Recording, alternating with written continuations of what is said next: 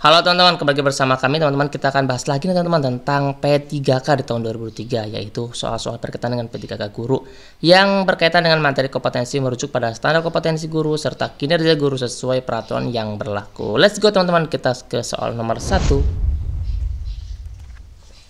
Di sini teman-teman ada soal tentang Bu Janet sebagai guru kelas 3 akan memulai materi pembagian dalam mengingat materi perkalian. Bu Janet mencoba memulai materi baru dengan menguatkan pemahaman materi sebelumnya. Nih, yang ditekan adalah teori belajar yang digunakan pada Bu Janet pada pembelajaran tersebut yang mana? A. Siswa harus banyak praktik seperti disampaikan dalam teori belajar oleh Brosio. B. Teori belajar dengan mengulang-ulang atau Thorndike. C. Siswa harus banyak praktik seperti disampaikan dalam teori belajar Brosio. Lagi ya teman-teman ya.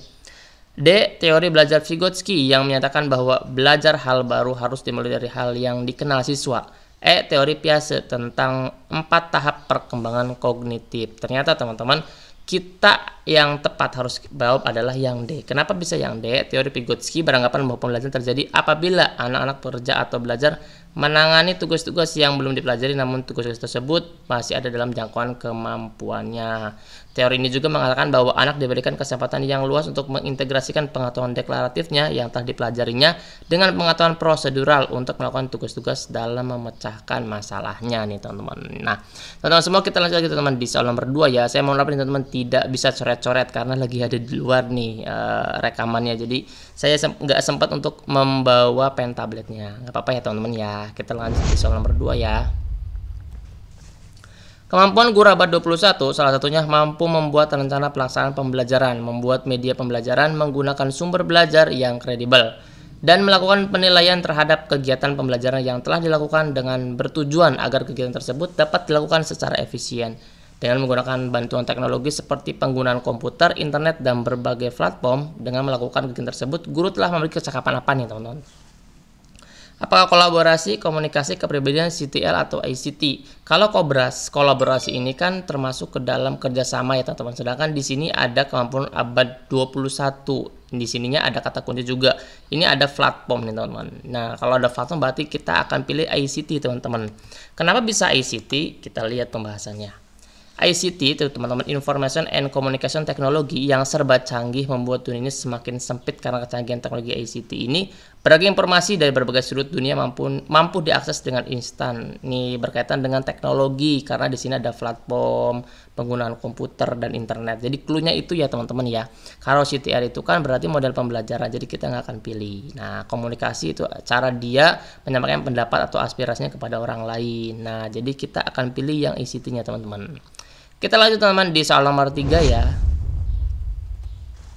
Seorang siswa akan memiliki dampak lingkungan yang nyata ketika di rumahnya jarang bertemu dengan orang tuanya dan kesehariannya menonton acara TV yang tidak mendidik usianya, sehingga berdampak pada prestasi belajar siswa di sekolah.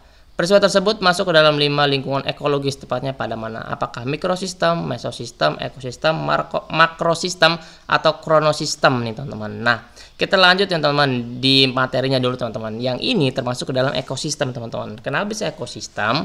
Jadi mikrosistem itu merupakan lingkungan yang paling dekat dengan pribadi peserta didik, yaitu meliputi keluarga, guru, individu, dan teman-teman sebaya. Itu namanya mikrosistem, berarti yang terdekatnya. Sedangkan mesosistem hubungan antara pengalaman keluarga dengan pengalaman sekolah. Kemudian ekosistem, sistem sosial yang lebih besar di mana anak tidak terlibat interaksi secara langsung, akan tetapi dapat berpengaruh terhadap perkembangan karakter anak. Sebagai contoh, jam kerja orang tua bertambah yang menyebabkan peserta didik kehilangan interaksi dengan orang tuanya, sehingga kurangnya keterlibatan orang tua dalam pola asuh tersebut tentunya mempengaruhi perkembangan anak. Jadi peristiwa yang ada di soal nomor 3 ini adalah yang C teman-teman, yaitu ekosistem. Oke, kita lanjut lagi teman-teman di soal nomor 4 ya. Karya tulis guru yang berisi ide atau gagasan penulis dalam upaya mengatasi berbagai masalah pendidikan formal yang ada di satuan pendidikannya dipresentasikan dalam suatu forum ilmiah di sekolah atau di madrasahnya. Disebut dengan apa? A. Artikel, B. Tulisan ilmiah populer, C. Makalah, D. Pendataan tindakan kelas. Ini sangat berdekatan banget ya teman-teman, sama-sama karya ilmiah. Tapi kita ada beberapa cirinya nih teman-teman. Kalau misalkan tulisan ilmiah populer ini yang sudah dimuat di majalah teman-teman, yang sudah disebarkan ke berbagai daerah. Nah, kalau misalkan pendataan kelas ini adalah perbaikan proses pembelajaran. Jadi yang tepat itu adalah yang C, teman-teman, makalah. Artikel kita bahas, teman-teman, diartikan sebagai sebuah karya tulis yang berisi gagasan, opini, ide ini atau informasi yang dipublikasikan oleh beberapa media. Tulisan ilmiah populer yang tadi dikatakan, teman-teman, dengan gaya bahasa populer akan atau sudah dimuat di media massa online atau cetak. Kemudian makalah adalah sebuah karya tulis ilmiah yang membahas tentang suatu topik tertentu yang tercakup ke dalam ruang lingkup pengetahuan. PTK ini, teman-teman, dilakukan oleh guru kelas untuk memperbaiki proses pembelajaran atau meningkatkan kualitas pembelajaran. Guru kelas atau guru mapel juga sama aja, teman-teman, yang dilakukan oleh guru ya, teman-teman ya. Nah, itu perbedaan daripada artikel, tulisan ilmiah populer, makalah, dan penelitian tindakan kelas. Jadi kita harus aware, teman-teman, di soal nomor 4 ini mana yang termasuk ke dalam 4 kategori ini. Oke, lanjut ya, teman-teman ya, di soal nomor 5. Nah, di soal nomor 5 ini, teman-teman, Anda guru IPA di salah satu sekolah. Hari itu Anda akan membahas materi pokok melakukan pengukuran dasar secara teliti dengan menggunakan alat ukur yang sesuai dan sering digunakan dalam kehidupan sehari-hari. Langkah pembelajaran yang terpenting agar tujuan pembelajaran tercapai yang mana? Di sini udah ada clue-nya, teman-teman. Materi pokok adalah melakukan pengukuran dasar, berarti kita hadirkan atau kita kenalkan pengukurannya, alat ukurnya seperti itu. Nah, kalau misalkan yang A, teman-teman, menjelaskan tentang pengertian jenis fungsi, kita nggak akan pilih. Kenapa? Kalau misalkan pengertian jenis dan fungsi, ini jelas pasti materi pokoknya sebelumnya sudah pernah diajarkan.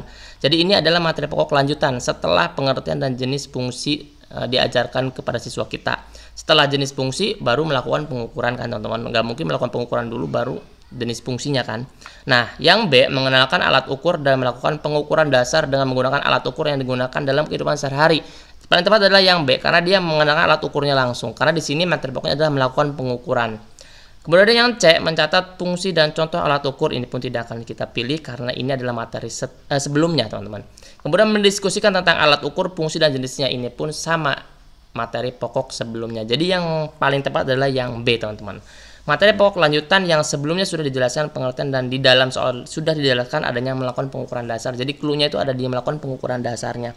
Maka pilih opsi jawaban yang sesuai dengan materi pokoknya. Teman-teman jangan ke distrak ya, teman-teman ya. Pasti teman-teman bisa lulus ya, teman-teman, di ASN P3K ini di tahun 2003 ini. Saya doakan semuanya yang menonton bisa lulus, teman-teman, baik P2, P3, P4 dan informasi lainnya. Semangat ya, teman-teman ya. Nanti kita akan lagi update lagi, teman-teman. Dan jangan lupa, teman-teman, subscribe, like, dan share, bagikan ke guru-guru yang lainnya supaya bisa jadi amal jariah untuk kita semua. Semangat ya, teman-teman ya. Dadah.